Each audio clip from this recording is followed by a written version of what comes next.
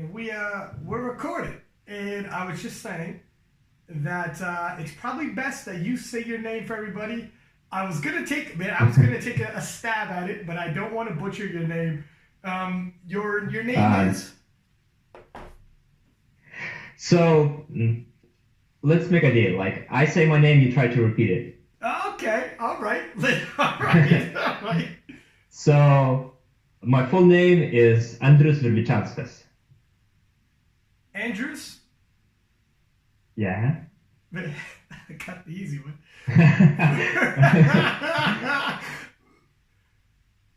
Virvichanskas? Oh, that's good, man. Oh, for your first try, that's really good. Not bad. See, I do as at the IPF. I do the commentary for the World Championships, and I have to say a lot of names, obviously from all over the world.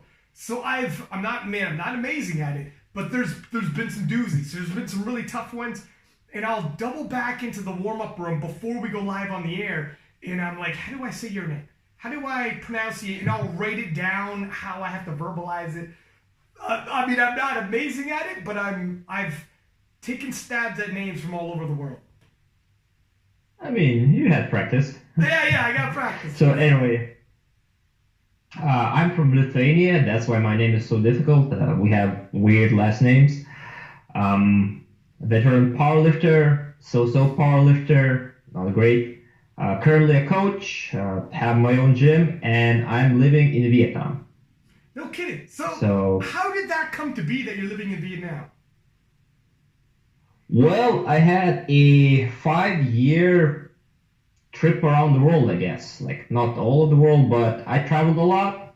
I visited many countries, especially in Asia. And somehow I realized that Vietnam is a good place to live for me. I like the weather. I like the food. See that's it's weird. Great here. Of all the places that I would think Vietnam is not on my top 5 in terms of where I would probably end up living. Like, what's life like in Vietnam for someone who doesn't know? I don't know. The major cities are very similar to what we have in Europe or in the US or in Canada. So. It's not that much of a different busy life. Like if you go more to the countryside or smaller towns, I live in a town of 500,000 people. Life is slow here. Not much going on. People going out, but they're like doing normal stuff. Like go to sleep 10 p.m. Everything is closed 10 p.m. No nightlife to speak of. Oh wow! I mean, you can make it happen, but I live next to the sea, so beachside. So for me, that's great because I like being next to the sea. I don't like swimming per se in the sea. I just like being next to it. Same here. So for me, like when I chose it, like I was like, okay, which beachside town I could choose in Vietnam, and I choose this small one to live in. So far, I mean, for a traveler to come to Vietnam, obviously different culture, very different. Sometimes it's hard, culture. Like, what would that be in terms of cultural differences? What are some of those cultural differences? One of the things that really gets to me is the so-called rubber time. So if you have an appointment here, well, in any modern country, it's within 20 minutes, right? Like 20 minutes late, that's already late. Yeah. Here it could be you have an appointment in the morning, they will come in the evening. Holy smokes, man! It's like I said, it's a very chill life. Like they don't worry, they don't stress out. They come when they come. Like for example, if you hire someone to fix your house or anything like that, it's very different. So I highly recommend traveling here and not looking from a tourist perspective, not going to the touristy places, but actually like to these places where there are less tourists. So then you see the actual lifestyle they have here, and I have to admit, it's hard to adapt. Yeah. It's not easy. Is there other things besides the rubber time? Like, do you stick out? Is there a lot of people like yourself that live there?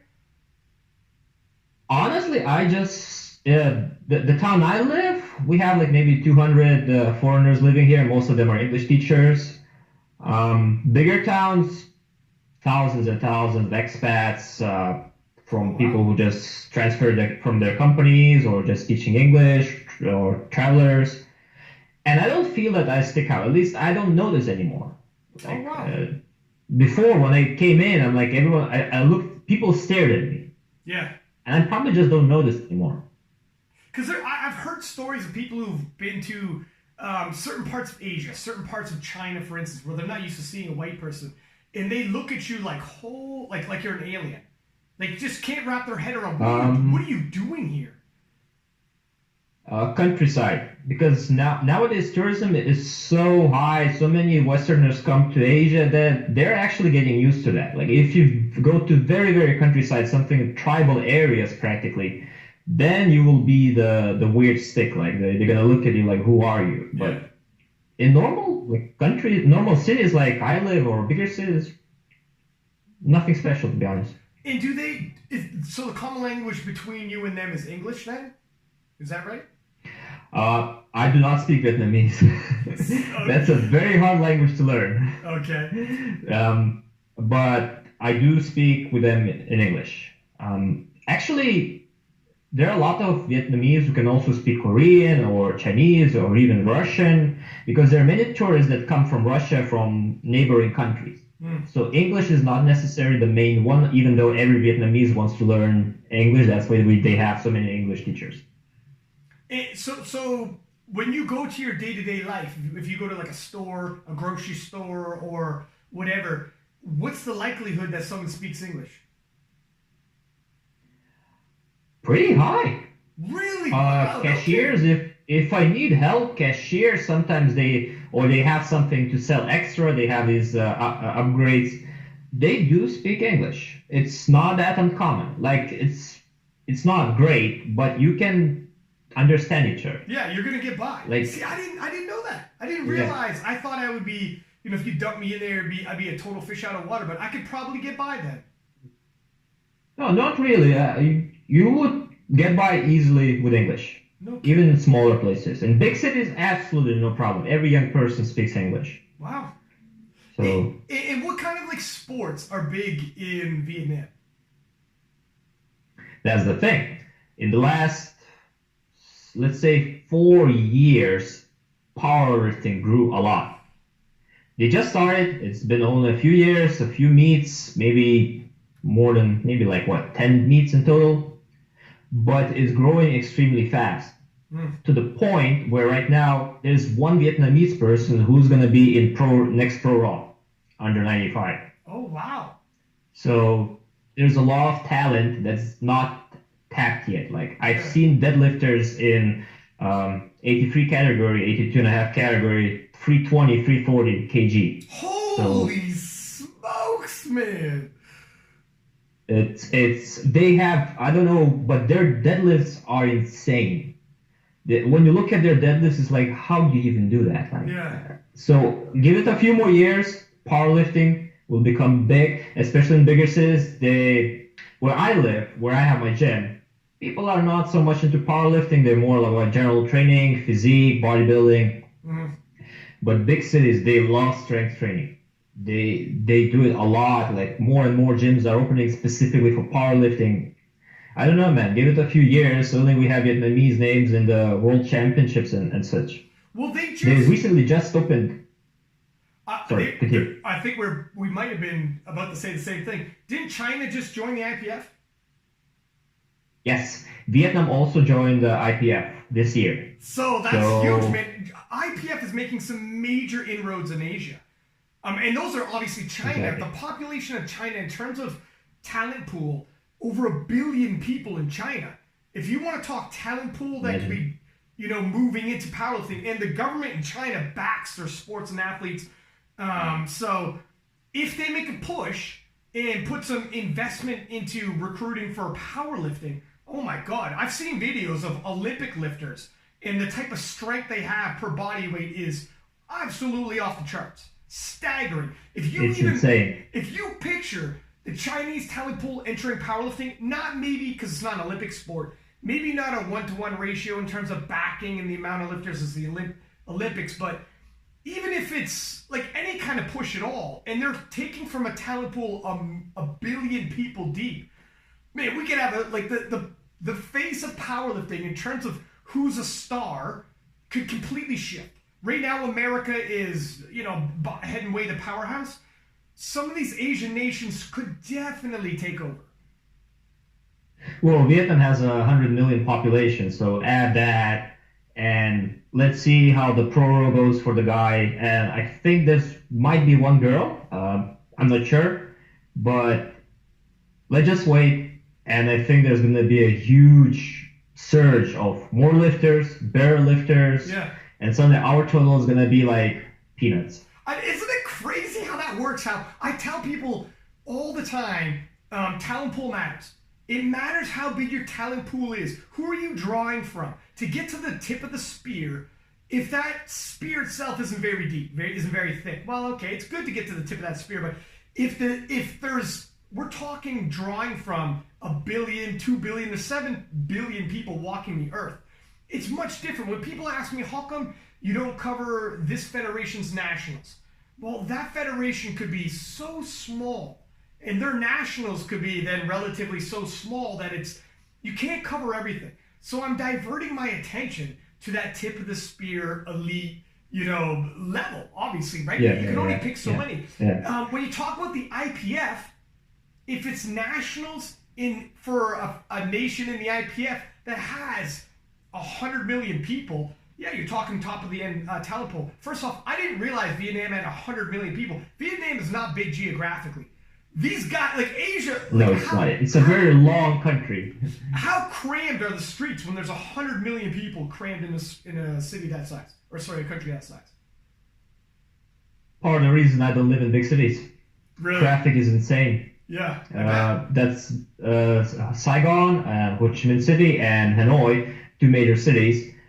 The traffic is like, I just can't stand it. It's too much for me. That's why I picked a town that's relatively small.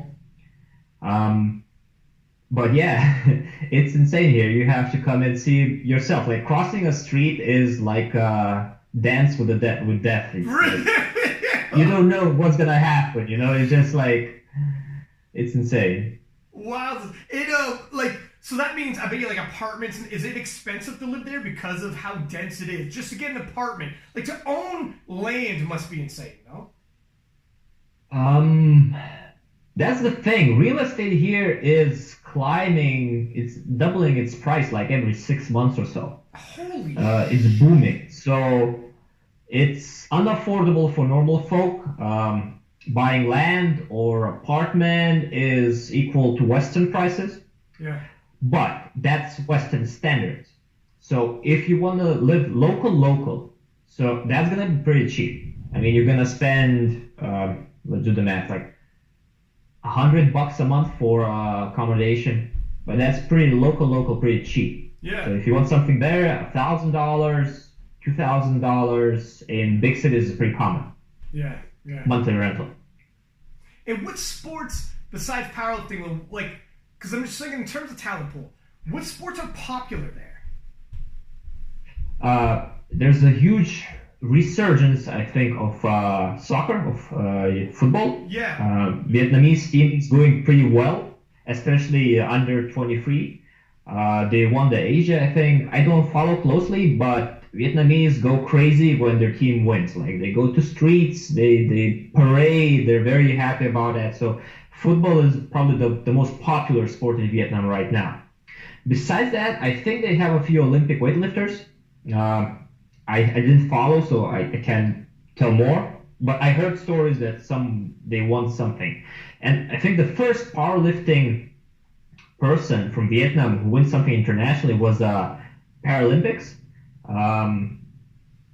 It was back in 2016. I don't want to lie, I don't remember exactly what was it, but I think that was their first appearance in terms of powerlifting. And after that, people start doing it more and more and more. Mm. In terms of just the taste of, because we'll get into powerlifting in a second, but just the taste of culture, because I love to learn about a country when I get somebody who's living in a different place. What's the music and movies like? Do they get the same music and movies as like North America, Europe? Or is it totally You mean Hollywood movies or local movies? Is there Hollywood movies movies, because I know China and Japan make movies as well. So what movies make it big over there? Like, would you see Once Upon a Time in Hollywood? Would you see The Joker? Would you see these American Hollywood movies? And would you hear like music, like rap music and stuff like that over there? Or is it going to be a little different? No, yeah, they love American movies. Marvel, Avengers, and all that stuff. Joker, they watch it, they love it, they share it on social media. I mean, in terms of music, their style, I don't like what they listen. It's a very, like in terms of modern music, they listen to this kind of like techno. It's called, what's the word for that? Dinner house. And so kind of like a house style, but it's I don't like it. Like locals love it. I can't listen to it. But they also listen to all the Western stuff too. Yeah. So it's not much of a difference. Are they culturally like that? Are they more influenced from the Western culture, or are they more influenced from China, Japan, and more Eastern culture? In terms of, do you think? Depends what we're talking about. Yeah. For example, music culture, youngsters like K-pop, J-pop, so everything from Japan, Korea. In terms of movies, definitely West Hollywood stuff. I think they collect bits from every other culture. They like to incorporate things from other cultures into theirs. So there's no, like, I don't know, like I'm not a teenager anymore, so I don't interact with teenagers here, so I don't know exactly. But my girlfriend, like, she also doesn't like a lot of Vietnamese stuff. She likes also Japanese, Korean, American movies and all like that. I can't believe how big K-pop is. I had no freaking idea. So I remember I used to work at this place. This girl who worked there was, like, she's Canadian, super into K-pop. For what I'm like, how do you get into K-pop when you're like in Canada? And she was telling me about it. Like, K-pop is absolutely monstrously huge. Like, we can't even wrap our head around how big some of these K-pop stars are, the type of millions of records and how many people show up. Like, K-pop is staggering because Asia's massive. So if you make it as a K-pop artist in Asia, you're talking like, I mean, obviously China's 1.7 billion. A place like Vietnam is 100 million. Japan was a 200 million. Like, so many people over there that if you make it and K-pop's big, you could be even bigger as a K-pop star as like a star in the US. Yeah. The audience pool is very large, and quite recently I think they started having their own version of K-pop. It's called I think the V-pop, Vietnamese pop. So also they have these young teenage girls, boys singing and like all that stuff. Like, it's becoming popular. My girlfriend listens to that, and like every time she listens, she just starts smiling and like, yeah, not my type. Is your girlfriend Vietnamese, or does she come with you from Lithuania? Yes. She's yes. Vietnamese? No, she's Vietnamese. Oh wow! So cool. you Soon were. to be married. Oh wow! Congratulations, sir.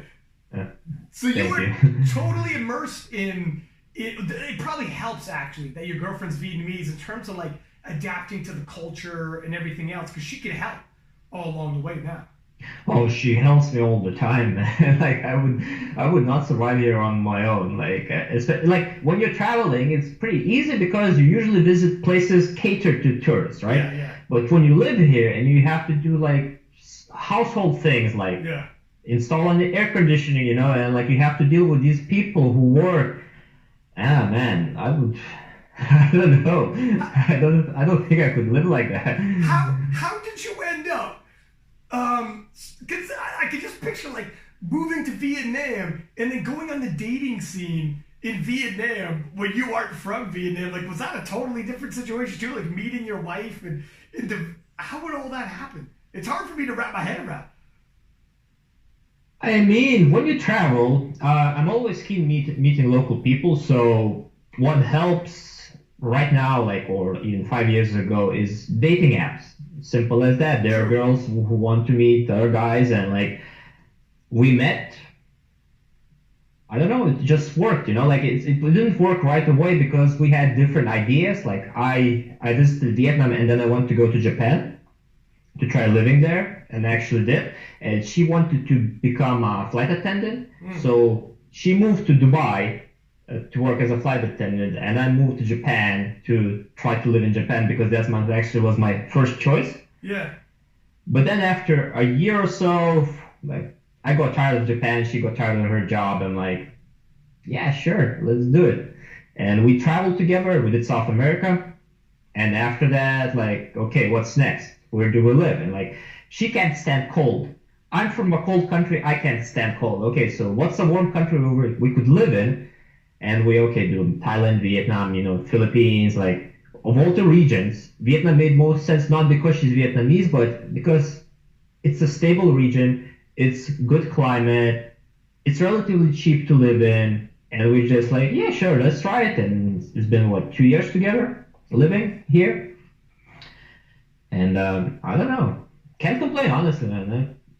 I love my life here. I have my gym. I train people. I train myself. Yeah. It's it's funny. So when you go to a different country like that, in terms of like dating, it's not the worst thing in the world to stand out. If any girls who are into Hollywood movies, oh wow, there's a dude who looks like he'd be straight out of a Hollywood movie. If all of a sudden, like, because you stand out, you're different, and I mean that happens no matter where you're at. If you look a little different, if anyone's into that, you got that market cornered. You know what I mean? If any girl's into that look, there's no competition. If you're into that look, the competition is very slim. You just gotta have your head on your shoulders and be a good guy, and bam, I got one. That's the thing. Like there are girls who are definitely interested in foreigners. Part of the reason being because Vietnam is still a developing country, so they want to leave Vietnam. So that's like they're kind of hunting for guys like that. But those girls, I dated a few of them. Honestly, I didn't find them interesting or captivating or anything like that. Like it just didn't click with me. Like I was disappointed at some point, but eventually I met my girlfriend now, and it just worked because she was very like she's westernized. Like she's more into Western culture. She's not typical Vietnamese. And we just clicked. Hard to tell anything else. Yeah, if you were dating and there are girls who like wanted to go with you back home, that's a whole nother deal. That's a whole then the whole thing is fake. It throws everything off. Then it's like you don't know if she's into you or not, or if it's just all part of the game and she's just trying to get out of Vietnam. Well, yeah, that's the thing. So especially when you're traveling, well, you're not looking for anything like long term, right? Yeah. Like you look something to have fun, to enjoy the country, to do something interesting. But for us, like we've been together, we known each other for 4 or 5 years in total, and before we got together, we knew each other for a few years. So it's kind of like you're making sure that's the right person for you. It's not like someone who wants to escape a country or like. Just getting to know each other. Yeah. When you said you were in Japan, what's some of the differences between Vietnam and Japan? Because Japan is very clean. Is it very clean, very traditional? It's insanely clean. Really? Traditional depends where you go. Like, again, city life, countryside life. Countryside life is very slow. City life is very busy. Like, I lived in Tokyo. So Tokyo's 40 million something people. Holy 40? 14 or 4D? 40. Like the Tokyo metropolitan area is like whole 14 million people. Holy dude, that's like. But they have. That's twice the size of New York. That's insane. But they have great transportation. They're clean. They're safe, efficient. Except that the culture is practically impossible to crack, at least to prove to me. Like the way they do things, the way they think, it's just the cultural gap was too big. I just couldn't live like. I'm not saying their culture is weird or anything like that. It's their culture, and I have my own culture, and I just couldn't manage to blend in. And I tried it for a year, learned the language, and then I'm like, okay, I'm done. Next. I've heard because for a long time they were like the country. They're on an island and they are isolated for a long time. They're not as receiving of expats coming into Japan. Their views, and I say they, I mean not everybody, but views on other countries and whatnot, like it's a lot harder to mix in through businesses and working your way up a business, etc. When you're not from Japan and you're trying to infiltrate a Japanese company, a Japanese market, or like even socially, it can be very difficult. There's barriers to entry, so to speak, in Japan. That's a lot of truth. I met a lot of foreigners who tried to work there, get a job, and the stories, sometimes they borderline insane. Not always. I met foreigners who are happily employed there too. So it all depends, but I think they're opening up a lot more. Last time I was in Japan, 4 years ago, maybe. And before that, I met people who've been to Japan like 15 years ago, and they came back. So a decade passed, they see massive change, like signs in English. Like 15 years ago, not a single sign was in English. Now every sign is both Japanese and English, and even other foreign languages like Korean, Chinese.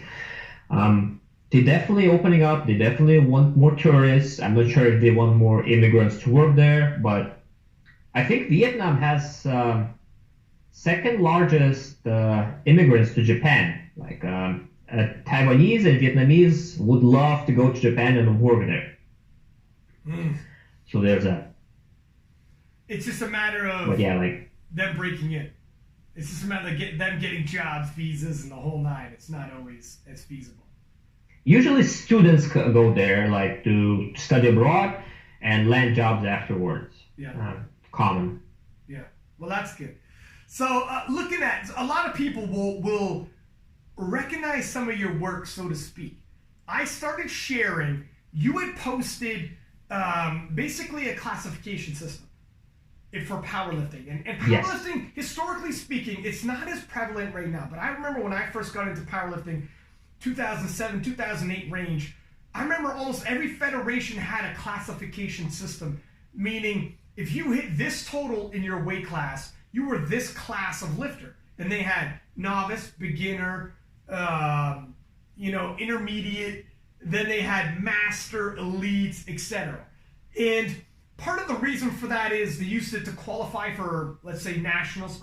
If you hit a master level, you're qualified for nationals. And the other part too is there wasn't nearly as many people powerlifting. So you would have goals, if not, like if you show up at a powerlifting competition and no one's there, you still have goals to meet, and you still know how you compare to the rest of the world, or rest of the nation at least, depends on whose classification it is. So we've kind of gone away from it a little bit. I haven't seen classifications nearly as brought up. But when you brought it up, I saw some interesting stuff. The reason why here's why it's interesting to me. Sometimes social media can skew what you think is like a good total, a bad total, a mediocre total. Because you oftentimes, because of social media, see nothing but like Russell Ortiz and Brett Gibbs and Bryce Lewis's and Ashton Ruskas. So you get like, if these guys who are 83 kilo are totaling 800 kilo, you think, well, if you're totaling in the late 600s, you must be shit. You must be mediocre at best. And it skews because the difference between you and Russell or Brett is over 100 kilo. My God, there's no way I'm very good at what I do there. Yeah. But numbers, there's an expression I love. Men lie, women lie, numbers don't. Numbers don't, my friend. Well, statistics can lie. Well, depends on if you want to skew them, right? But your stats were showing, I think it was like for an 83 kilo male, for instance. So I was just saying, Russell, Brett, and all those guys, we have a few guys, not a lot actually, there's only 3 guys in the 83 kilo class, have totaled over 800. But 680, I believe, was an elite total, meaning less than 3% of lifters around the world are going to hit that. Less than 3%, not less than 3% of the general population. If we're talking general population, we're talking less than a percentile. But of powerlifters in the 83 kilo class, less than 3% have 680 and up, which is, I mean, for me, that it was, I gravitate towards that because I'm an 83 kilo lifter, but I'm sure. Same as me. Yeah, so there you go. So that's why it's an easy barometer to wrap your head around. But anyone listening could probably get, just by comparing 680 to 800, they could probably do the same thing in their own weight class when they look at your classifications. And anyone listening, I will post them up. I have already, but I'll do it again. And put a link also in the description if you're watching on YouTube, etc. So you can check these classifications out. But I think it really, social media has really changed what we think is, I mean, this you can blow this up to, this is what's going on in life, period, is comparison is going to rob you of reality. This is probably like social media in general, the way people like, well, look how this person's, you know what I mean? This is just by the numbers. You see it in powerlifting how skewed social media can change your outlook on things. But just looking at a powerlifting sense, my God, man, you hit an elite level total at 680 and up, and if you were to compare yourself to guys who are doing 800, you would think, well, I must be shit. I am pathetic. I shouldn't even post my training videos because people are gonna look funny at it. When in reality, my friend, you are less than 3% of lifters could ever hit what you're hitting. Like, did you notice when you're putting these together? Were you a little surprised yourself by the stats of it? Honestly, like if I can go back a bit, let's back it up. When you said like 2007, 2008, every Fed had their own classification. So I was competing back then too in single ply, and they were like class 4, 3, 2, 1, master, elite. So I could win a national meet with just hitting master. And like after a few wins of the nationals, like that's not interesting anymore. Yeah. But I can't compete internationally because international level is way too high. So our federation had these standards, and once you reach the elite, they give you a certificate that you reach the highest class in your category. So that was actually very official. It's like back then we didn't have social media like we have now, right? And even now we have classification for raw, which the numbers are actually very similar to what I posted. So elite for 83 is 687 kg.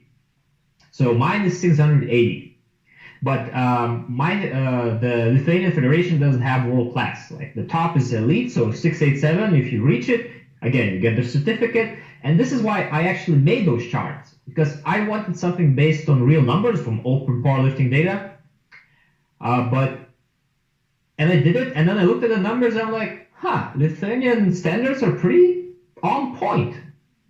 So I'm like, 680, I looked at it and like, I can achieve that. I'm now 660, so 20 kilos. So I think the numbers made sense to me, but again, the standards went on Reddit, there were comments from other people, and if we look at the 93 category, the qualifiers for USAPL is 742 kg, where world class is 762. So people go like, oh, so you're world class, but you're almost world class, but you don't qualify to nationals. So people start complaining about that, but I'm like, I'm no authority. I just had fun with numbers, and I published it and blew up. Like. Let me ask you how you did it, just so people understand that. How you put these numbers together. Was it that you decided world class is, because elite was 2.6% of lifters? Is that right? Around there? Let me check. 2 point. Loading.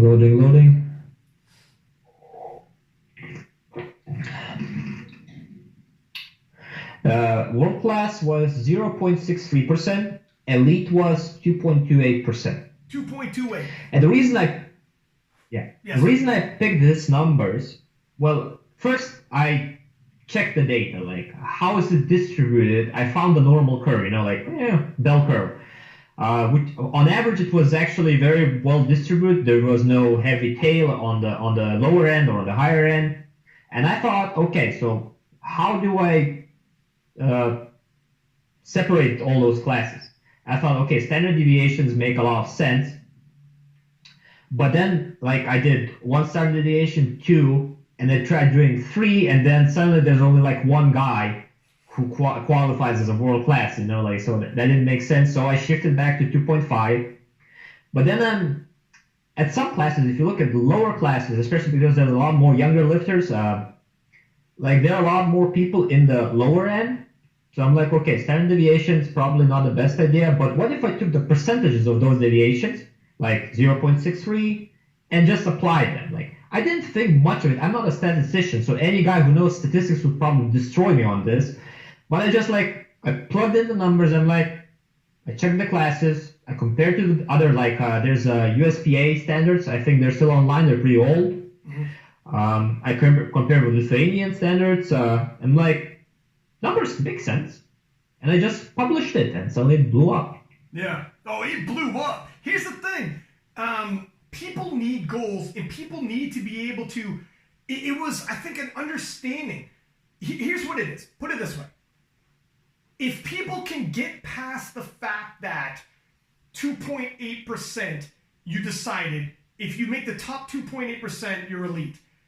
It's not so much... for myself anyways, that 2.8% makes you elite. Someone could say, well, I would like to say top 3% makes you elite. Fine. The biggest takeaway I got from it was the point that I made earlier, that it actually grounds you in far more reality-based. I think when I shared those on King of the List, the amount of reshares we got, my friend, all over the world, people were resharing this.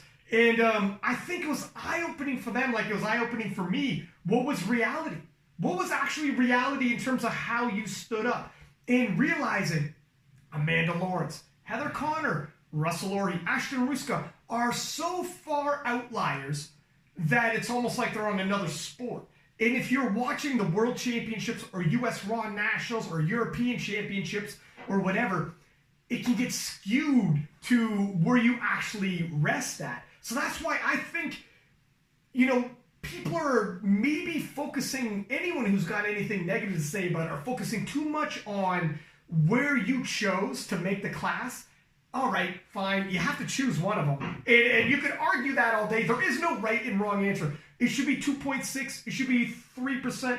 There is no right and wrong answer. But the fact that you got to see 680 makes you 2.8% of the population that's the big eye-opener right there for everybody in every class. Were you shocked when you saw that yourself? Were you like, oh my God, is this right? That's the thing. Like, I've been working with open powerlifting data for quite some time. So every number I get, it doesn't surprise me much. I try to manipulate everything. Like, sometimes I try to exclude some classes, sometimes mash everything together. For example, I try doing untested and tested together, specific classes like 82.5, 83, basically this one class, or 74, 75. And these numbers, like when I got them, for me, what was interesting was the advance, like the 50%. I named people contested my naming too, like advanced 50%. So like, but anyway, like when I saw that what can 50% of the people can do, for me, like, that's good. That's good. If you're advanced, you're pretty good. More than 50% of the people, you're doing this number. Yeah. And again, this is 50% of the lifting population, not the general population walking the street. These are like competitive powerlifters. If you sign up for a powerlifting competition, you're in the gym and you're working away at this. That includes, of course, beginners, but that also includes the Russell Orhys of the world. Everybody is included in this. So you rest on the top 50%. If you want to talk the general population, I thought it was staggering to think, oh my God, top 2.8 for the elite class of all lifters. And I was surprised at some of the numbers. imagine the general population of the world. It would be insane to wrap your head around how strong of a human being there were actually comments from people like, no way in hell that's real. Like, that's too big. The numbers are too big. Like, they were both camps commenting, like, really? Powerlifters obviously saw, they like, oh, these numbers are too low. But Gen Pop, like, was, damn, I'm not even advanced. Like, I'm only intermediate. And, like, that doesn't make sense. I thought I was the top guy in the gym, you know? And, like, yeah, no, you're not, apparently. You know what? I can see that, too, because I love how we just classified them as Gen Pop. It sounds like a fucking Korean band. Sounds like the lamest Korean band of all time. But no, but Gen Pop, I can see that because I as King of Lifts, I get people sending me videos saying, "Will you repost this?" And it's like not even close to look at. You know, as King of Lifts, we're trying to profile the elite because we're trying to be like a sports broadcasting for powerlifting, and people aren't trying to see, intermediate level highlights. It's just, okay, tell me like the major leagues, right? Like any sports broadcaster, tell me the major leagues. Maybe some up and coming prospects or etc. It's not against against the rules to do so, but some people thought they were amongst the elite and send videos in sometimes, and it would, like you just said, it would shock you where I'm like, my friend, you are a 105 kilo male lifter, and I have 63 kilo women tested who will destroy you. Like, this isn't, what are we talking about? No. I'm sorry. Yeah, reality check. Reality checks. Yeah, I guess all around there are some reality checks that are needed. But, yeah, I thought it was intriguing to see, and I'm wondering, like, I think it's important to have some kind of standards for people to chase, not only to base it more on reality, but also so people know where they rest at, but also setting goals across nations so you know where you're at. Wherever you're competing in, now you have certain goals to try to hit. And these numbers are fairly recent, are they not? This just came out, was this December or November? This is, the data is from October 24th. Okay. And I do not believe that, I tried doing with November and December, I think, and I barely saw any change. Gotcha. Well, gotcha. Law and normal distribution, like there's some good guys, there are a lot of bad guys, and it's just like, it doesn't change much. So I could redo it with the January data, but it's probably going to be more or less the same. Yeah. And one thing you said is about that having a standard that globally recognized. Open powerlifting is becoming the calling card of a lifter. Like, if you're not there, who are you? Yeah. So open powerlifting has the power to standardize those things. They have the power to say, okay, we do it like this. Maybe they have hire a statistician, not a random guy like me. And if they have this information on the page, every single person can check that and like, okay, so I am better than 50%, or like I'm elite or master, whatever the label is, it doesn't matter. But I think that would be great to have. Like you said, like reality check for some lifters and some motivation for people who think that their numbers are not that great. Mm-hmm. Yeah, and that's really the thing where I think people are focusing on the wrong thing if they're talking about semantics, like the wording of a class. Who cares what the wording of the class was? That's not the point. Call it whatever you want to call it, right? It's more of knowing where you rest at. I mean, you could change it up. I mean, look, here's top 5%. Here's top 1%ers. Here's the 1%ers. However it is, you get a good barometer anyways of a read from it.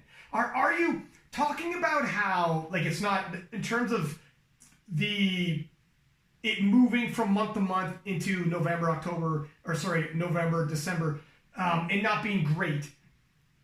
Do you have a plan on possibly doing this on an annual basis, updating, or here's your 2020, here's your 2021, or stuff like that in the future? Or have you thought about doing stuff like that? I mean, I can do practically anything. Like, it's not a huge job to do, like quarterly, yearly. The problem is, like I said, the recognition. Like, it's right now, the way I see it, it's a fun number to look at, but it doesn't have the authority for it. Like it's just some dude that made some charts, you know, like, and not probably not even correctly, you know, like you have to remove some data, filter data properly, and I didn't do that because I had 100 followers on my Instagram account. I'm like, I love numbers. I just sat one day and made the charts, and so the open powerlifting sharing, you're sharing, and now if I have to remake them and do it proper, I would probably need consulting from actual mathematicians and do it properly. So okay, so this is like the golden standard. Let's follow it, you know? Yeah, my man, I would absolutely love to do exactly that. In terms of an authority on powerlifting, I mean, what's an authority on powerlifting? If we're talking a federation, or if we're talking, a lot of them have some of them have classifications already, or they have, qualifiers for their nationals, whatnot. But in terms of like an authority on powerlifting, just for reach, like a common community, I would love to get involved, throw my hat in the ring, and say, look, we could post these for people, and it's part of just like the spreading, just like what King of Lifts already does in terms of disseminating information and people being able to see where they rest at and being able to compare realistically to the rest of the world. I would totally be game for that and help establish this for everybody to know where they rest. And if it takes a little bit of jigging back and forth and we go, all right, everybody, let's poll the masses, and we got a pretty good sense of the masses, and say, what percentile do you want to see world class? What percentile? We can pull the numbers and we can make it happen. You know, if we all agree within an idea of, or what do we, you know what I mean? And then all of a sudden you start building, things can take off. Federations can start using it. Well, one thing that you can actually contest is where you should choose a percentage.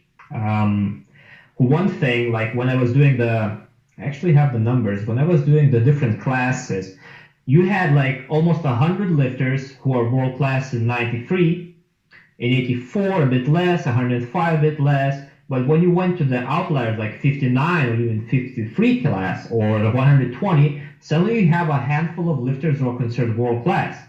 So the question is that fair? What about well, for example, top 10, maybe top 20, top 100? Yeah. But if you take a top 100 of a smaller class, and then those lifts are not impressive then, because the lifter pool is a lot smaller. Yeah. So the percentage is just one way of looking at it. And I've been racking my head about how to go in a different way about it.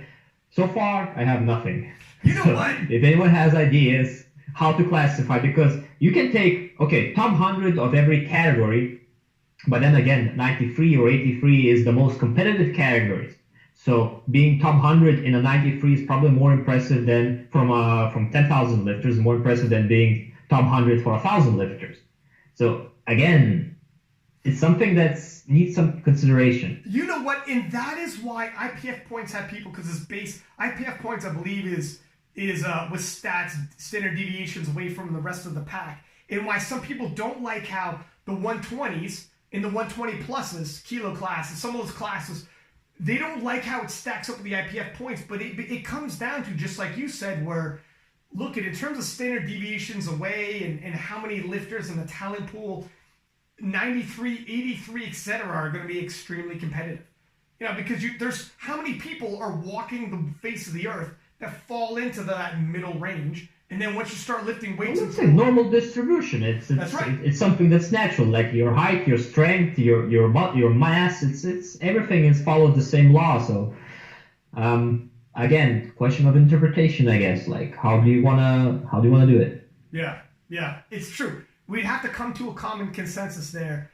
But I mean, I do think the classes you found right there were pretty. I like how you did a world-class one over top of elite. Previously, I remember just seeing elite on some of these classifications I had seen in the past without a step above being world-class. And if you just left it there at elite, like a lot of national federations do, anyone who was world-class would look at this and be like, are you kidding me? There's no way I destroy that. How is that possible? If you hit that, that shouldn't make you elite. And the fact that you actually put, well, no, 2.8% in the world of a sport makes you pretty damn elite. If we were the NHL, NBA, NFL, probably you're going to make the NFL, NBA, NHL if you're 2.8% of professional athlete in your sport. However, you're thinking you're thinking like this lifter doesn't realize you're the LeBron James of the NBA. You're the, insert, the Wayne Gretzky of the NHL. So there's a difference between elite making the big leagues. So if you're a hockey player, you make the NHL. But within the NHL, there is a massive difference between a guy who just made the team and a guy who's the star of the team. There's a massive difference. We all know that. And I think in powerlifting, that's what your stats showed people. No, they are elite hitting these numbers. It's just there's a gulf between elite and the true outliers at the top, the stars amongst the elite. And I like that brought that up. I think that's surprising to some people. Some people take it for granted. True. What are some of the other stats you saw that were kind of surprising? Because we had talked, and I was like, let's talk about some stats, my friend. Both on numbers of lifters, both on, let's see some stats that you got that you thought were pretty interesting. Okay, so if we're putting down the strength standards, I mean, I did both IPF points, dots, Wilks, but that's more or less you hit 500, you're world class. So that's probably not interesting because it's from the same category. But I think, remember you shared the meet count and athlete count for the affiliation, which fed. So I have the most recent data, which is from January. And when it comes to meets, 2018 and 2019, IPF had less meets, at least according to Open Powerlifting data. Before that, every year the meets went up to 906, and this year only 850. But I think it's because we still don't have all the data from 2019, so we're still lagging some data. And because that happened not only with IPF, it also happened with non-affiliated meets. It got less. From untested side, IPL keep growing every year, even 2019. That's the major player in untested. Every other federation besides IPF and IPL, they're tiny. They're compared to them, they're like nothing. Even their combination. Okay, so 38% of the meets are in IPF affiliated. IPL is 13, and if you combine everything else that's affiliated somehow, it's 16%. Altogether. So all the other federations barely pass IPL, and none of them even come close to IPF. But there are a lot of non-affiliated meets, which, according to Open Up Powerlifting owner, the guy, it might be because we don't have enough information who's affiliated with who. The information is not correct. So all these numbers we should look with care. We don't know exactly. But one thing that really strikes me, it's I listened your previous podcast where you talked about the stagnation. And there are some signs that 2019 kind of slows down. And that's not only from the meet count, that's also from the athlete count, where IPF stayed relatively the same in 2018 and 19. IPL grew. Non-affiliated also grew. Everything else, not worth mentioning because there's so little. There's GPC or GPA or all these very tiny federations compared to the big players. So for me, from all this data, what kind of worries me is that I don't see growth, and I hope it's because we just don't have the data yet in a database. I still want powerlifting to keep growing nonstop, just keep exponentially expanding and becoming more popular. Yeah, okay, so a couple takeaways there I find interesting. A, for anyone listening who's from one of those smaller feds, I get people hitting me up saying, are you going to profile this federation's drug-tested nationals? And it's not an IPF affiliate. And it's my friend, if you're in that community and you think, hey, these are pretty strong guys, again, you're going to start becoming eye-opener if you went to the IPF drug testing nationals like USAPL, and you actually see what a real national level competition would look like, and it's not comparable. It's not even close.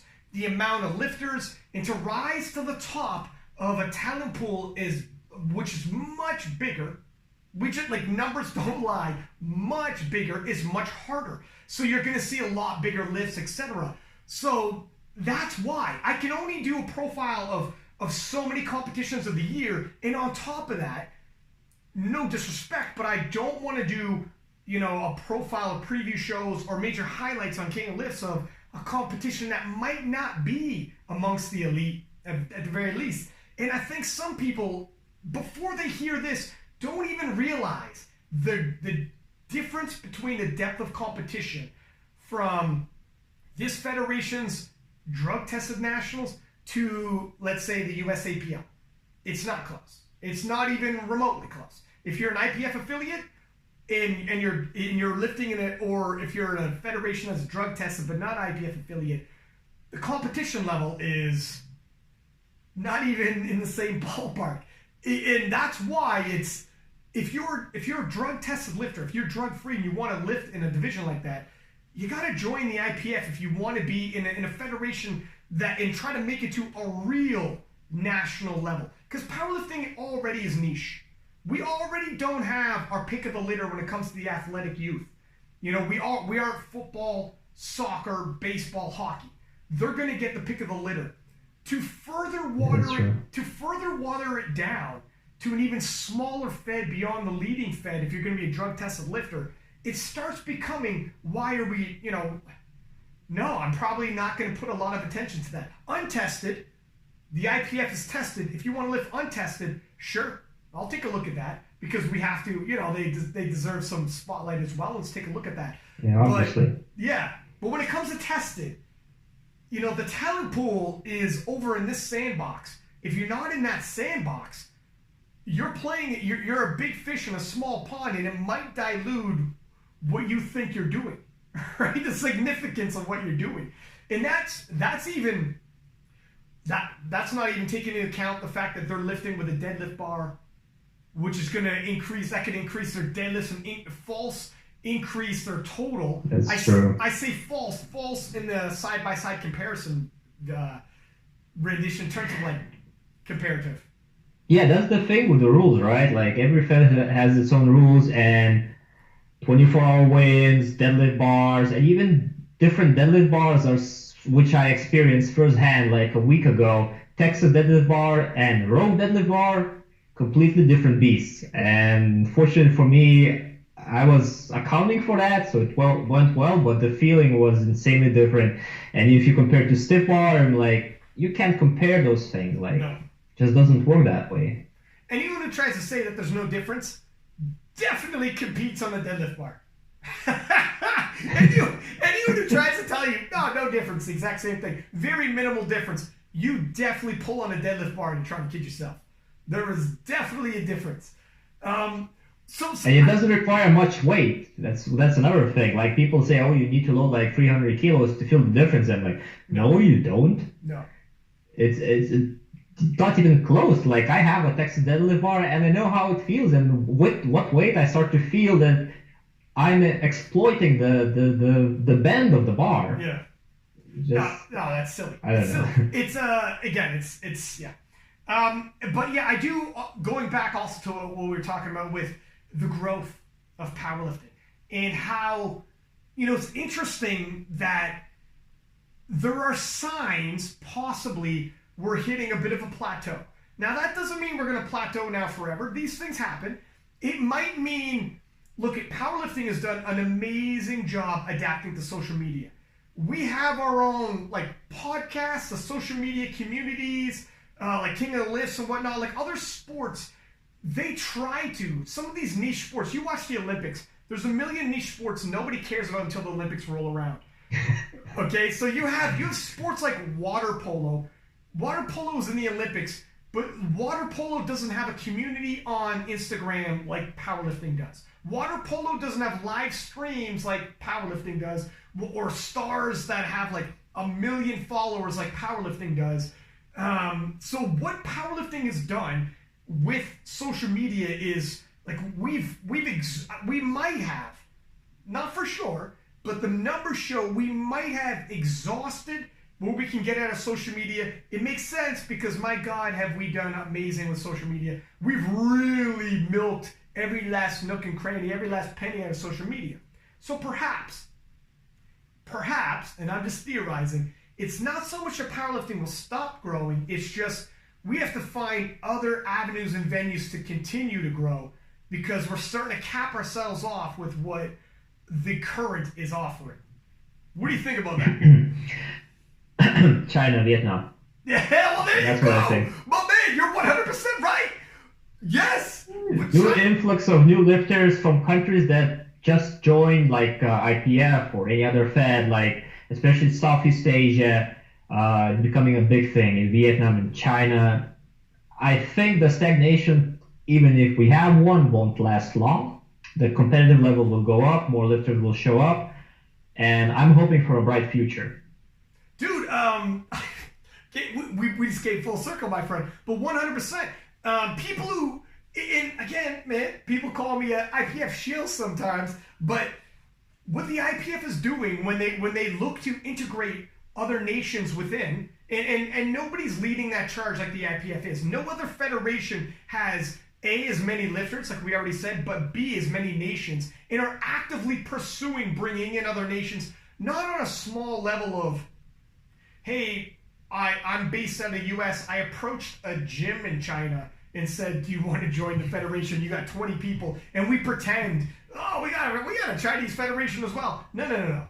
We're talking on a for real level, bringing in like a full nation with several gyms attached, etc. I think you're 100% right.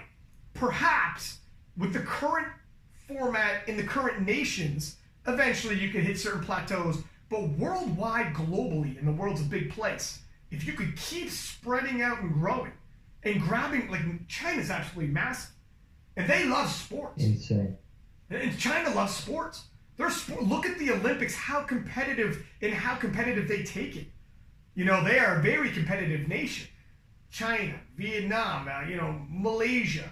And these are massively dense in terms of population nations. You know, the talent pool they could bring to the table. Yeah, maybe we are just now. The powerlifting in 5 years can be completely different. That's true. The only thing, like, I wish that non-tested side was like that too, like IPF, like big Fed that takes over most of the untested meets, and like if someone wants to compete in untested, they compete in untested. They want to compete in tested, it's IPF. So basically two major players.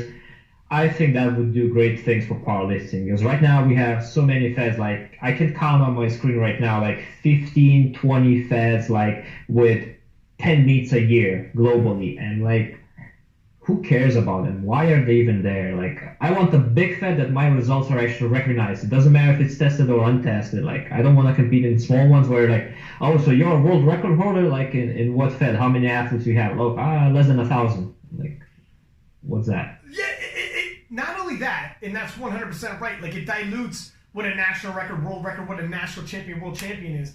But it also dilutes, like, I've seen polls up before where, what do you want to see more? Someone breaking records or showdowns? People actually competing against each other head to head.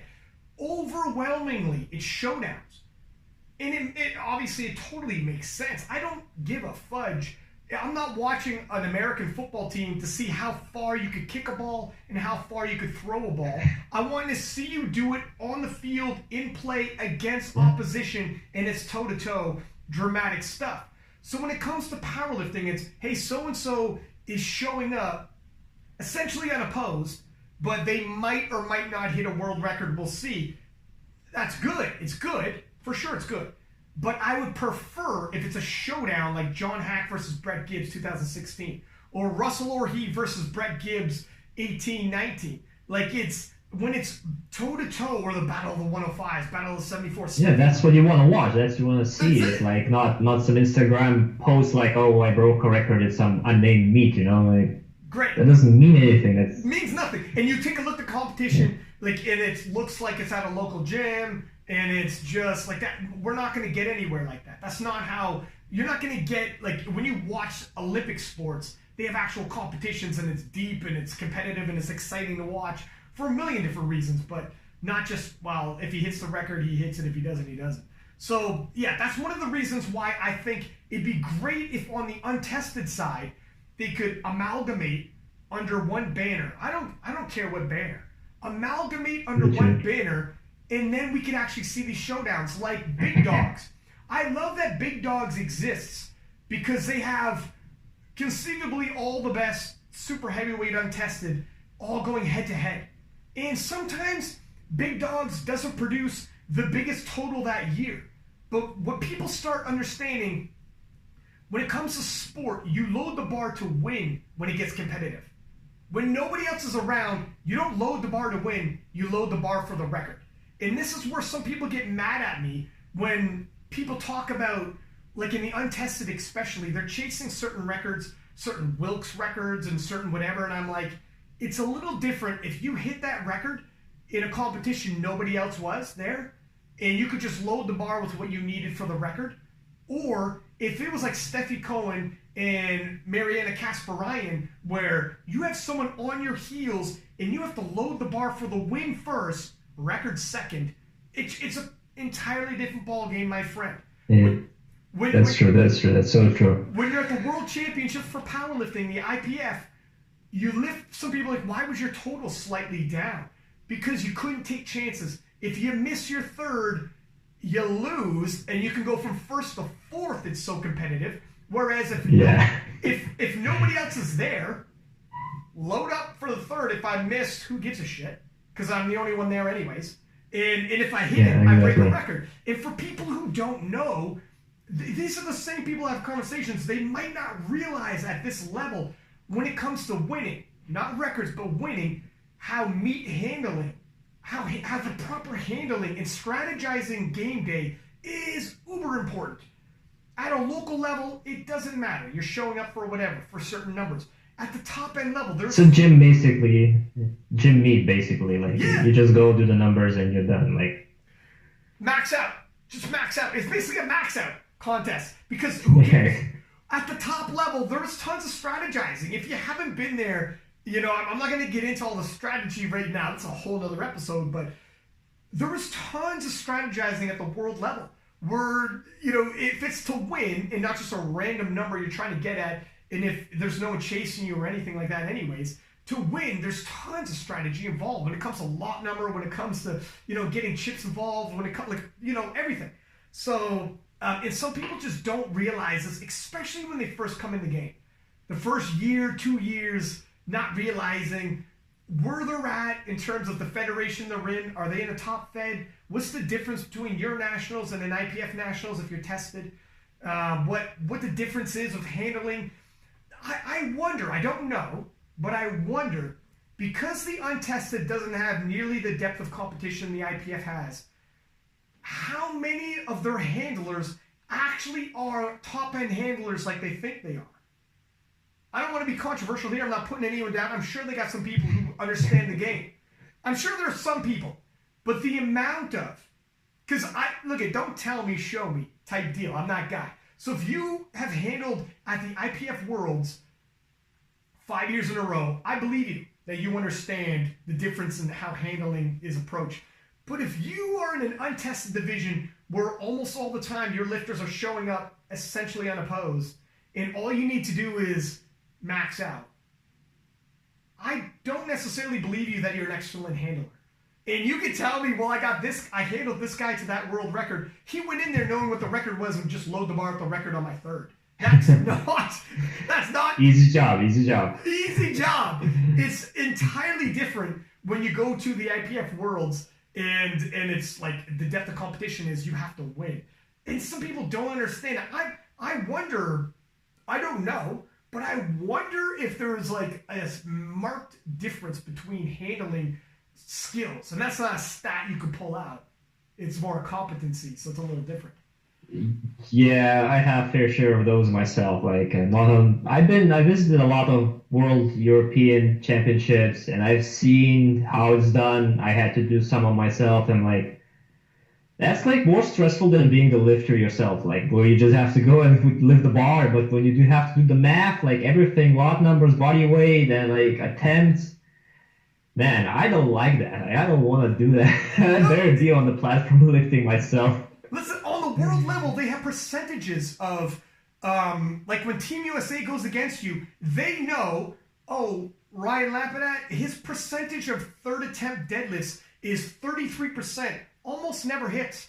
So, and if we look at, oh, this is what he's got loaded on the bar, he hasn't hit that previously. So that might even drop further. They're doing, I mean, I'm telling you, it's like Moneyball. They in terms of percentages, they crunch, they have dossiers on people. You don't need to do that in the untested when you're basically lifting unopposed, chasing a Wilks record or a divisional record, and it's just load the bar on your third attempt with whatever gives you that. It's not the same. It's checkers and chess. And I'm not trying to put, I'm sure there are probably some untested coaching staff that understand handling. But if you haven't had to, and you haven't, like, I've been to enough IPF Worlds now, I'm blessed enough to do the commentary, to be involved, ask questions. It's fucking eye-opening. People don't understand the level of scouting even. You know, I've had discussions with people, and they're like, you know, I could handle two different lifters on two different teams. Whoever's stronger wins.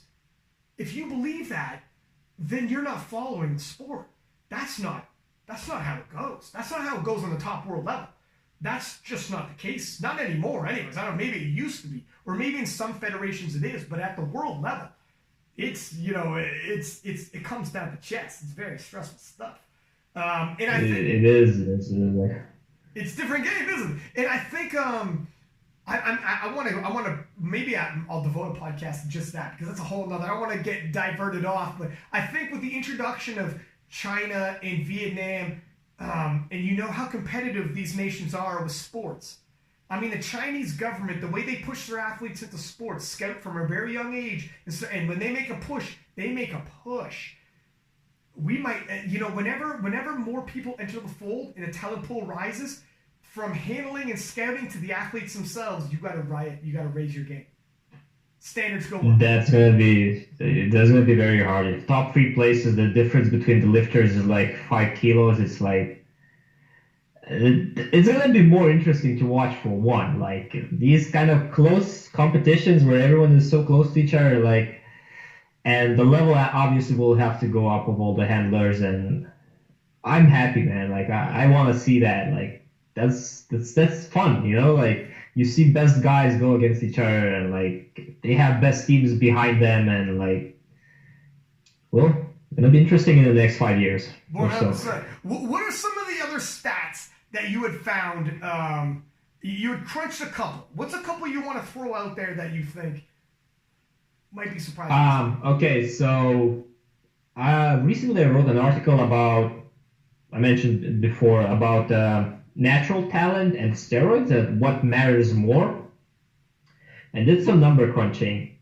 And if we assume that, for example, 4 standard deviations is like 1 in a million chance of having a person that tall, that big, or that strong, I predicted that under 83 tested, 4 standard deviations, best result would be 865 kg.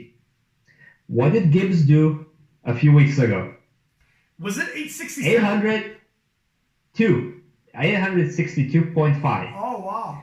So if we assume that like 4 standard deviations from average is like freaks of nature, which is very common, 3-4 deviations is like the best lifters, best athletes in the world.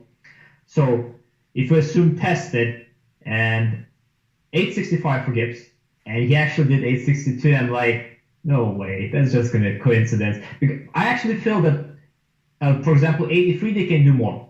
In tested they can do probably up to 900. We haven't seen the true talent yet. We need another 5-10 years. We're gonna see some monsters. So that's one number crunching I did. That's insane. Besides that, before you move on, real quick, 4 standard deviations away from the rest of the pack.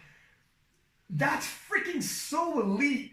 Imagine 5, 6 standard deviations away from the pack. We're talking, like that's like God amongst men type situation. That's like when like, Superman descends to the rest of the population. That's insane to think about. When you're that far ahead. If the pace in powerlifting were the same as, like, for example, basketball, NHL, or any popular pro sport, I mean, we'd see some crazy stuff. Like, right now, powerlifting, well, it's a niche sport. Yeah. We have to admit that. It doesn't pay well unless you're top dog. But if it did, like, I don't know, man. Like, we haven't reached the potential yet. Like, we can probably see bigger numbers. And that's like another thing I did. I compared year to year. For example, 83 class, on average, 2000, I can actually check, 2012, I think, the average was something along the lines of 500 kg, under 83. Oh, wow. But in 2019, it's 520. Yeah, I see that now. And that's not a big difference, right? No, like, it's 20 kg average. Yeah, I'm a little surprised there. But it's an average. That's the thing. Like, but right now we have a lot more lifters who, for example, let's take 650 kg, 700 kg total under 83. I did all myself, like 660 what I did, and I compare. Like, I would be in 2012, I would be 14 in the world, ranked 14. In 2019, I'm ranked in 83, 300 something, 350. Oh, There's so much more people who do that number, even though the average doesn't move much because there's an influx of new lifters, weaker lifters. There are a few freaks that appear. The average doesn't move much, but we also have social media. We keep seeing these lifts, these big lifts, and so 660. And you look back then, oh man, like I would be like top 3 in the world, like something like that. But right now, you don't even register because there's so many people who can do that.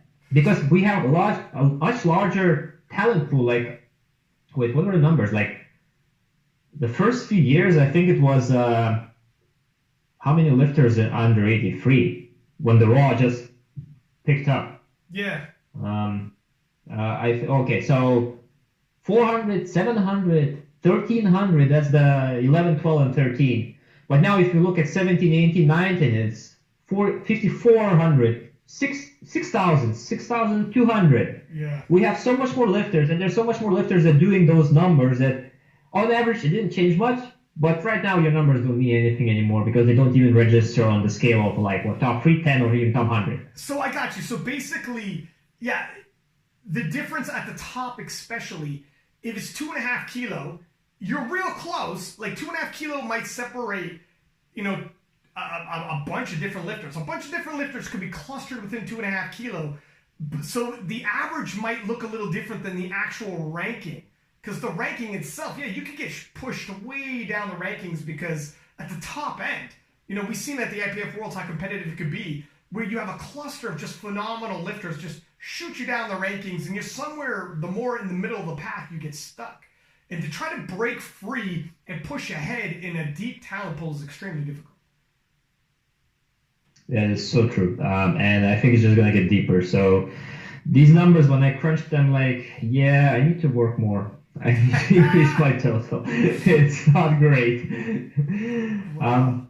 I guess one more thing, last thing that we can do, if you want to know how many lifters can do a specific number, I can give you exactly those numbers. For example, if we take raw SBD, both tested and untested, so I didn't separate, but full powerlifting meet, raw total, 2,400 pounds, only one person, and that's Ray Williams.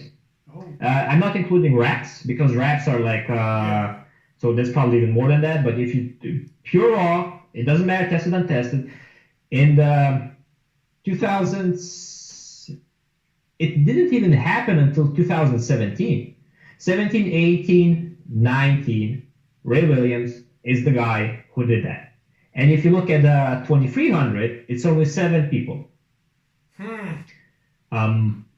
That's like these strongest guys on the planet, and like only one guy who does 2400 and like 7 guys who do 23. I can basically give you any number you want on any lift. So if you want to ask something specific, just ask. I plug in and we have the numbers. Let me see right now. How many people raw do a 500-pound squat? 227.5 kilo squat. That's a 500. I'm doing everything in pounds, so no problem. You can talk in pounds. Okay. Squats. Well, just for people listening, because some people are from Europe, that's 227 kilo. Because the reason why I ask, recently there was somebody who wrote an article and a video or whatever saying how to squat 500 pounds. And Sean Noriega had said, honestly, you just got to lift weights for 2 to 3 years, you'll probably get there. And I thought, well, I mean, there's a lot of people who get there. But then I thought, is that social media messing with our minds again? And we're overestimating or we're underestimating how difficult it is to get to 500. Maybe it's more elite than we think. I mean, maybe not elite, or maybe it is elite. I don't know. But okay. So I lifted squat 225. So I'm not even in the 500 club yet. Okay, see? Okay. How many lifters can do 500? 18,550. And that's including untested. Is that with just sleeves? Yeah, that's just sleeves, tested, untested. So there are like almost 19,000 people who squat 500. That's actually a big number, and I'm still not in it. So. Well, but that's also including guys the size of Ray Williams who are also on PEDs, right? I can actually do tested if you want. Like that's, do tested. Let's see tested. Let's trim it a little bit. Let's take the extra variables out. Let's say just a natural dude trying to hit this. Okay, let's run the numbers. Yeah, I was never a good squatter. For me, like, never went up. Is it deadlift your thing or bench? Like, depends how you look at it. Like, if you look my bench, I would register in the middle of the pack in a European Championship. Like 160, 162 maybe. Deadlifts 280, that's in kg, but that's a deadlift bar. I'm switching to a stiff bar now, so, okay, we have the numbers. Almost 13,000 tested. Chopped it up a little that bit. Hit 13,000 people. So, yeah. So sorry. I mean, maybe. Are you saying? Okay, go for it. 13,000 people can squat 500, or have ever squatted 500, or can currently, like in the last year type deal. If you look at so I gave you the numbers from 2010 to 2019, where basically Raw started. So, but I can give it by the year. So if you look at 2019, 4,879 people. Across who did 500. Yeah. 2018, 4,600, so more or less the same, and then it starts to drop off rapidly. Like back in 2012, for example, it's only 540 people. Holy so basically, the numbers. Smokes! So 2012, you squat 500, you're a boss. People are like, oh wow, you are like. It doesn't matter if you're a heavyweight. Squatting 500, like you could be a big man in 2012. You squat 500 pounds, you're something else. 2019, you squat 500 pounds, it's tough to register. Wow, that's a difference, my friend. That is a crazy... From when the IPF first went raw, unequipped, to now, I can't even... That's insane what you have to do to break ahead now. You see the difference? And it keeps getting worse every year. Like the numbers just go up and up. Well, did you see the difference in the talent pool? For people asking, like, why I keep harping about, if you want me to cover your federation, I need to see a deep talent pool. That's what talent pool does. When the talent pool swells, it becomes like 26 times harder to get to certain levels, man. It is so true. I wonder how 600 look. So 600, probably a lot less. I think that'll be the big drop off. Slowly running. There's a lot of data to process, but okay. All from 2010, 2,451. For 2019, 1,026. So that's like fourfold drop in terms of who can do 600. But that's like includes all the heavyweights. Like we're not talking about scrubs like us, like 83 and lower, you know, like we're talking about the big guys. So for them, yeah, like you can squat 500 if you weigh like 200 pounds or more, you know, like, but if you weigh less than that, 500 is for an average guy. Yeah. That's pretty damn hard and impressive if you can do that. You know what? So, and that's just it. Here, once again, is where social media can skew. You know, you have like when Sean Noriega posted that up. For him, he might not even know because he's one of only 3 800 kilo totaling 83 kilo lifters. So he is the tip of the spear, Sean Noriega. So when he thinks 500, he might not think, oh, it can't be that hard to get to. But if you take out your opinion and what you might think and what you might anecdotally take a look at around you, well, the athletes I train, etc., they might be, again, tip of the spear people who are buying premium service packages and going to the top of code. In terms of the overall population, the Gen Pop, if you will, of powerlifting, 500 is still going to be pretty tough to hit. I mean, I know from experience it's pretty hard to hit. Yeah. I'm still 2.5 kilos away. How many? Let me take a look just to further this. Let's go down the rabbit hole a stitch more. How many 83 kilo lifters squatted 500 pounds in 2019? How about that? How many 83 kilo lifters squatted 500 pounds in 2019? Okay, 500. Run. Hopefully everything is correct. Should be not a very big number. I don't think so. Okay.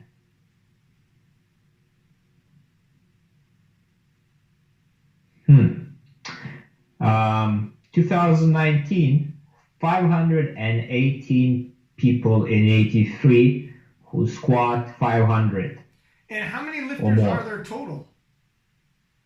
Does it tell you? In total, wait, how can I check that?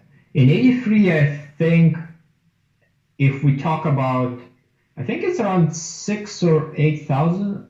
I will check quickly. Oh shit. I had the numbers somewhere. 7,680 total men's open tested athletes, out of which 500 squat 500 pounds. Okay, so there you go right there in terms of myth busting. We just myth busted the myth that 500 pound squat is that easy to hit. It honestly, like, again, it's that humbleness when you look at social media and you see all these guys squatting, 83 kilo guys squatting 700. And someone like Sean Noriega is like, come on, man. I read an article on how to get to a 500 pound squat. Just lift for 2 to 3 years, and if you're a decent sized male, you should hit it. 83 kilo is one of the most populated weight classes in powerlifting. And I actually thought that was logic. That, well, maybe, because I'm in King of the List, I see nothing but elite level squatting and lifting in general, so it skews my comparison perception. But when you actually look at the numbers, and the numbers are the numbers, there's no opinion needed, that's just not the case. You know, whether it's the total or the squats. Yeah, I just want to double check. I gave you the number of open men, but the 500 includes everyone. So basically juniors, sub-juniors, masters. So I want to make sure that... Let's take a look at juniors, sub-juniors, masters, everyone for 83 then. Yeah, the squat number is like 518 people from all the age categories Yeah. do that, but I'm not sure about the total, so I'm just gonna run it and see what's the actual count of all the lifters. Yeah. A bit of programming, and we're good to go. How many? That's so, man, that's even more impressive then. Let's see. A bit slow.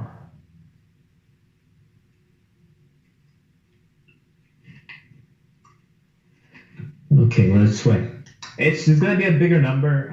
Obviously, it's kind of hard to compare because, for one, open powerlifting data, when it comes to age categories, it's extremely hard to differentiate. So even if I want to do like just open, I have to find out how that fed or that meat marks them as open, like because they have different identifiers and it's so hard to do that. Yeah. Okay, so 29,000. Because listen, let me tell you something, my man. I'm a master, and I squat over 500, and I'm an 83 kilo, so I would have been chopped off from that calculation. So that is actually, and there's tons of guys who are 20, 21, 22, 23, who would be juniors. Again, they got to be thrown in the mix to be.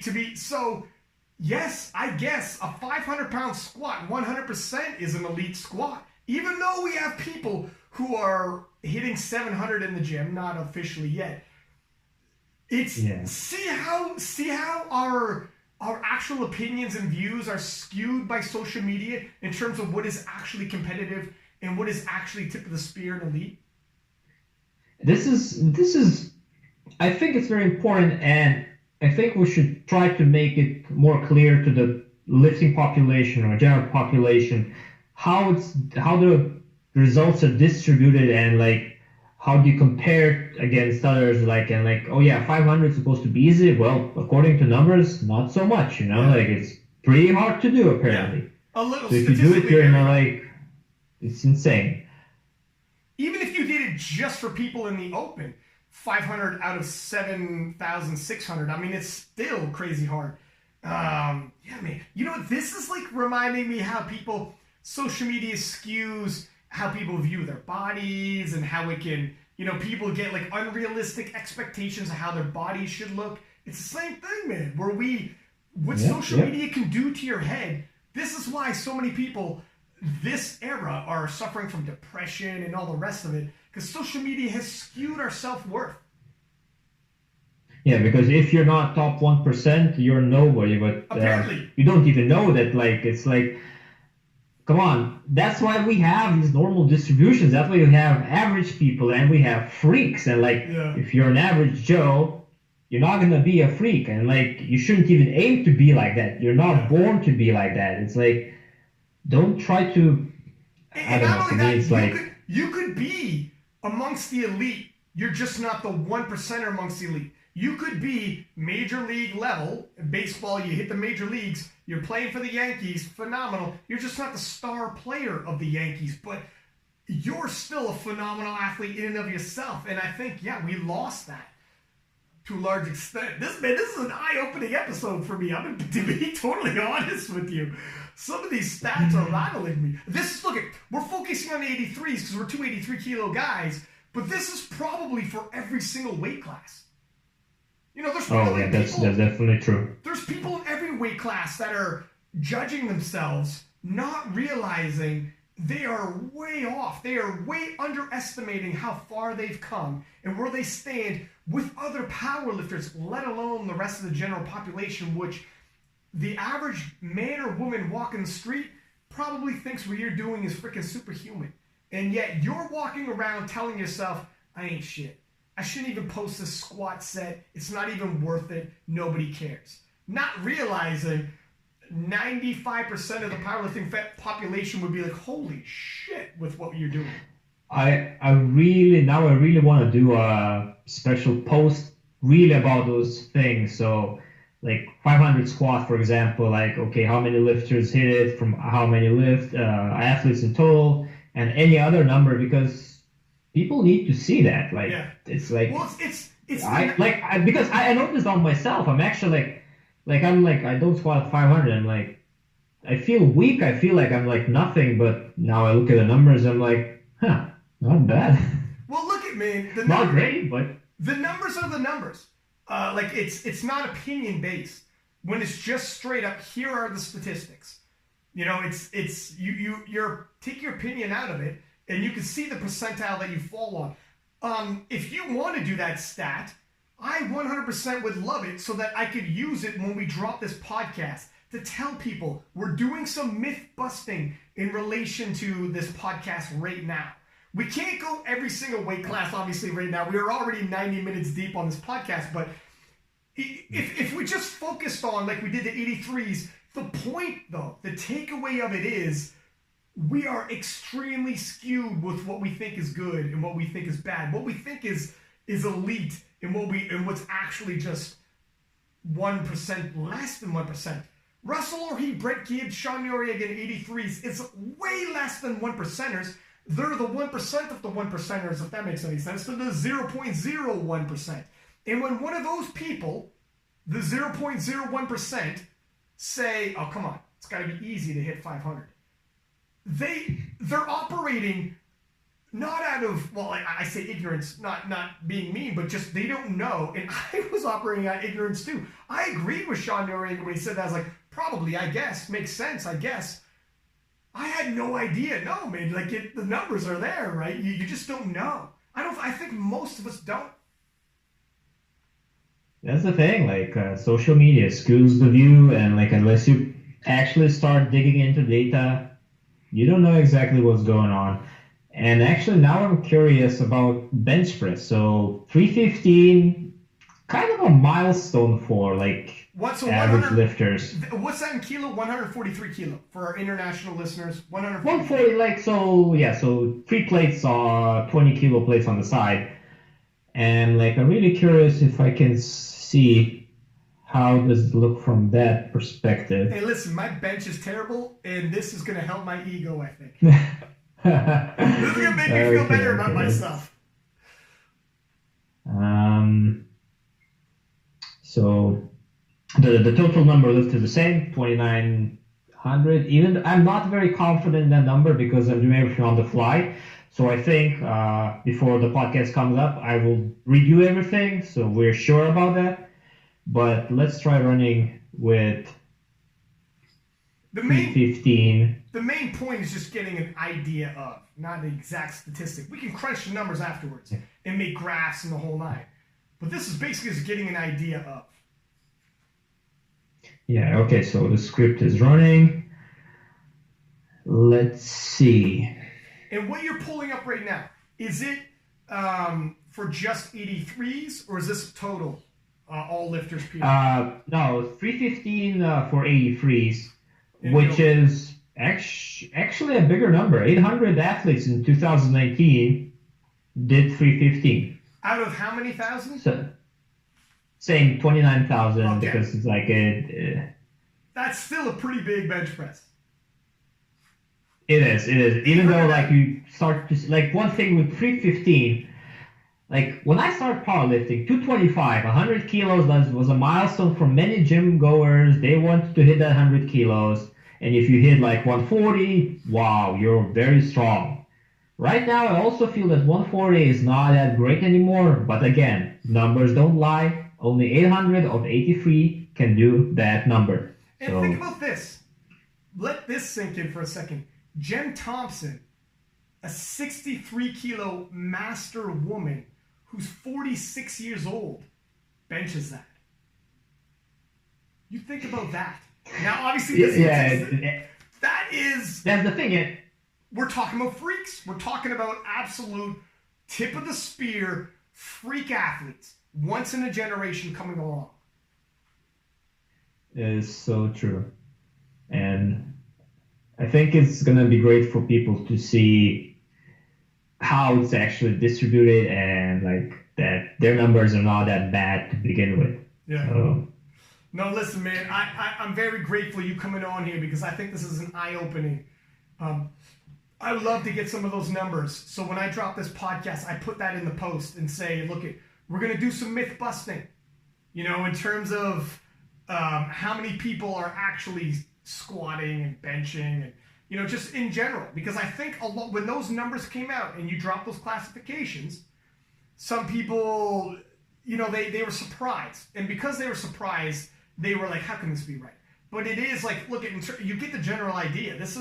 We were skewed. We're way off. Well, definitely thank you for inviting me. Didn't expect that. Like my first podcast too.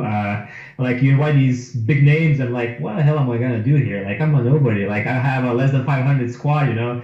But I think we shed some light on what's happening in powerlifting, and very grateful for the invite. And I will give you the numbers. We will share this, no problem. My man, now you know you got a good squad. Now you know just where your squad really is at. Apparently, it's not that bad. Yeah. And here's the thing, man. You the bigger picture in terms of conversation, man. You sparked the big one, my friend. I mean, you literally in 2019, in terms of impact and influencers, you made a huge impact. I don't know the numbers off the top of my head, but when we posted that on King of Lifts, you know how you could see how many shares and likes and how many forwards it got because people forward the post. Yeah. When I didn't know this was going to happen either. But when I reposted those on King of Lifts, the amount of forwards was in the thousands. The amount of reposts was in the thousands all over the world. Like it was just too many to count. The amount of like how many times people tagged me in stories saying, "Holy shit, look what King of Lifts just posted," because of your data that you had crunched. Because of That's Open Powerlifting's data. I'm just the cruncher. Okay. You're the cruncher. Okay. But Open Powerlifting's data that you crunched. And then we reposted. I guess there's a lot of hits in this, but still nonetheless, people were shocked. People were rattled just like we're shocked right now, just with this like crunching some numbers right now on the fly. So I mean, yeah, man, it means something. I think it is. We should do this more often. We should every now and then get together and do like a state of the game. What is the state of the game? Sure. Last time we talked, China and Vietnam had just entered the fold. We come back in a little while, and I mean, maybe it takes a little bit for them to get going and whatnot, but has the numbers continued to decrease? Have we seen an increase in terms of the amount of lifters? What are the numbers at in terms of the overall, just random squat numbers, bench numbers, etc. Maybe we even take some feedback from people saying, what are some myths that we should bust? Because we just busted this right there. That would be great, I think, because people probably will have many questions, probably some critique, hopefully no hate mail or anything like that.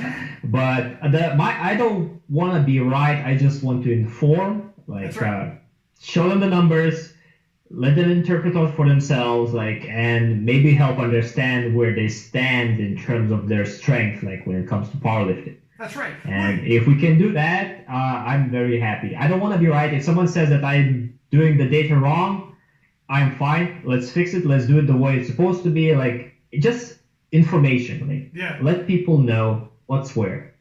And you know what? That's exactly what it is. Even if you budge the needle a little to the left, a little to the right from the median, either way, the overall takeaway is the same. The overall takeaway being that we were really pretty far off with what we thought is the takeaway that I took. I'm not going to remember every single weight classes, what's the elite, but that's not really the point when I took away from this. And we could dive deeper, like you said, in the future. More people are going to hear the podcast, see the posts, and offer feedback. We could dive and get more and more surgical and start sharpening that scalpel. Yeah, we could sharpen that scalpel and get more and more surgical and more pinpoint. That's fine. This is where the conversation starts. It's not where it ends. You know what I mean? But I agree. I love numbers, and if people get more informed from them, all the better. Listen, you've been on for 2 hours now. It's 11 o'clock. It's 11 a.m. where I'm at, 11 p.m. where you're at. We're on completely other ends of the world. I just ate up your Saturday night. I'm sorry, my friend. Go do what you got to do. Sunday night. Oh, Sunday night. That's right. No problem. Cool. All right. So thank you very much for coming on the show. Much appreciated. It was amazing. It was everything I would have hoped it was going to be. We got to have you back. We're going to do it again. I'm sure we're going to get some feedback. I will open up the questions and feedback, what you guys want to see. And I'll keep you informed, my friend, and let's keep in touch. And the Wi-Fi held up. Definitely. The Wi-Fi held up. Thank you. Yeah, that's true. It worked. Okay, till next time. Before I let you go, how do people follow you if they want to follow you for more of your graphics and information, etc.? Well, I'm most active on Instagram, and my handle is coach.andrews. You can follow me there. The posts also go on Facebook, which is also coach.andrews. And if you follow me on Instagram, you will find every other resource I post, which is some YouTube videos, some articles on medium.com. Basically, just follow me on Instagram and you will see everything.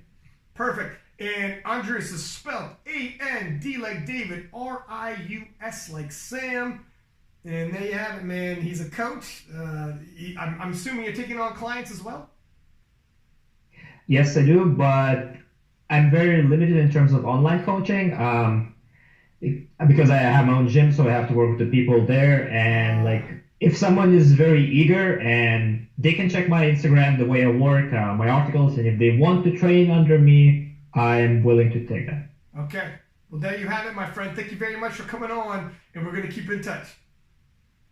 Definitely. See ya. Right. Whoa, not going to lie. Not going to lie. I'm a little surprised at some of these numbers that came out right there. I mean, I look at what I mentioned just by example, because it just happened within the last couple of weeks when Sean had posted that. I was 100% on board with what he said. I thought, yeah, 500 squat. A guy who is around 200 pounds, they should be able to hit 500 squat within 2-3 years. Apparently, it's a little more. I think if you exhaust all resources and really go headlong into it, you could hit it, but it's not quite as simple as we thought. And so our perception is a little skewed. And it's interesting stuff, as well as not just that, but the growth of the sport and how important it is that we continue to bring in more federations from around the world. Because eventually we are going to max out what we're doing. Eventually we're going to max out in terms of just using social media. And we have to use other resources to bring in more lifters. Like bringing in other federations, moving on to the Olympic channel. When other federations see us when other nations see us on the Olympic channel, then those other nations now are taking it more seriously, and more people are more likely to be recruited into our sport. We need to get creative in how we expand, because eventually, if just like anything in life, if you keep doing what you've always done, you're going to plateau eventually. We've done a phenomenal job when it comes to using social media and using the tools we have. But it's only going to go so far until eventually we plateau. And one thing you could say about Powerlifters, we are freaking creative. Look what we've done already. The last episode, the decade interview, if you haven't heard it yet, give it a listen. We talk about just how creative we are and how we made something out of nothing in the last decade. And really blew up a sport that had very little backing. And now look at us. You know, so I do believe we can, if we are facing a bit of a plateau, we will overcome it. And I think bringing in China and Vietnam into the IPF is a major push. And more than just me, people are starting to get a little frustrated, like, oh, you're always talking about IPF. They are, let's be honest, they are at the forefront of this in terms of bringing in these other nations. This is true. They're at the forefront of this in terms of getting us in the Olympic channel so other nations get to see us that ordinarily wouldn't have. You don't have to be looking specifically for us when you see us in the Olympic channel. You just have to be tuning into the Olympic channel. And then you see powerlifting. And you're going to come on. There are other federations who are on different media outlets, and I think that's phenomenal. It's just off the top of my head, China is a major acquisition, if that's the word we're going to use, just because of how many people are in China and how sports crazed they are. But yeah, we're going to bring my man back. We got to crunch some more numbers, and I'm sure when this podcast drops, we're going to get people bringing feedback. We're going to get people saying, find out how many people can, from the women's side. Look, we're two men, and we're talking about this, and we're two men, 83 kilos, so we're just using some generalized numbers you see in the 83 kilo class. I'm sure there's going to be women listening and saying, well, how many women deadlift 300 pounds? Because I'm seeing tons of 400-pound deadlifts, and I'm feeling a little funny about myself because I only, quote unquote, deadlift 300. I bet you 300 is absolutely elite and phenomenal for a woman to deadlift. And I bet you don't even realize how special that is. We can crunch these numbers. Hit us up. If you got any questions with anything we put in here, you got any feedback, this is the beginning of the conversation. It's not the end. Talk to you soon.